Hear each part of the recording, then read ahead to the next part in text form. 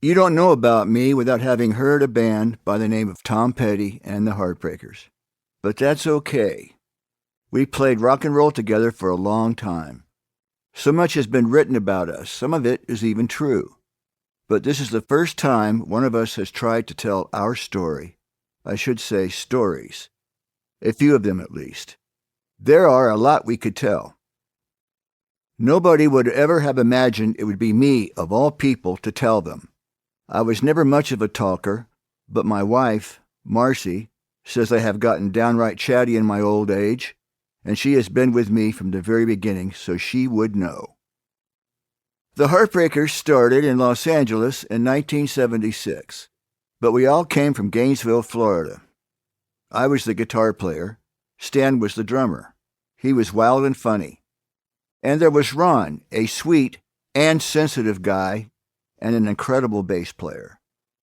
Rock and roll is not always the best line of work if you're sweet and sensitive. So for many years we had another bass player named Howie. It was a hard job for him too, but in different ways. Benmont was there from the start. He was from Gainesville too, but he was a little different from us. He was younger, he came from a good, loving home, and he was a genius. He could turn two chords into Booker T playing Beethoven symphonies. I would say he became one of the greatest rock and roll keyboard players of all time. But he was about as good as he is now when he was 17. Tom used to say that about me, that I was as good a guitar player when he first heard me as I was when we got famous. The first time Tom ever heard me play was in 1970 in a shack outside Gainesville that I lived in when I had nowhere else to go and I didn't know what to do with my life. I can't say the same for Tom. He was pretty good when we met. He had been playing in bands for a couple of years already, and then he got better and better and better. But even early on, when I couldn't fathom, not in my wildest dreams, how far he would take us, he never doubted it for a second. He once told his dad that if he would just get off his back, he would be a millionaire by the time he was 35. And he was right. Tom was a songwriter too. Like me, but also not like me. I could give Tom a tape of 3 chords that I recorded to play over while I practiced, and he would come back with lyrics.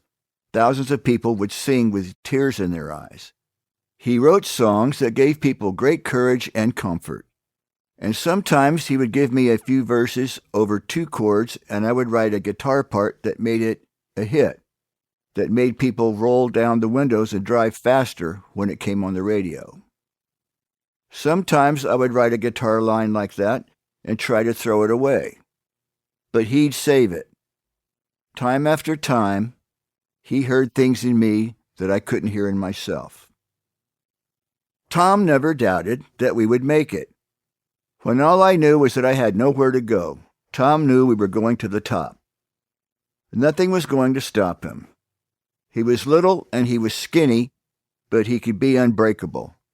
He could withstand pressure like nobody I have ever seen. Tom Petty was one of the toughest people I had ever met, but it could make him hard on people. And then he would feel bad and get down on himself. He worried a lot. Sometimes he made me so angry I couldn't look at him, but nothing could ever split us up. We were brothers from the same muse. Early on, before we even knew it, we made some unspoken deal that we were going down the line together no matter what. Me and him. Full speed ahead from the very beginning to the very end. To keep listening to this audiobook for free, click the link in the description.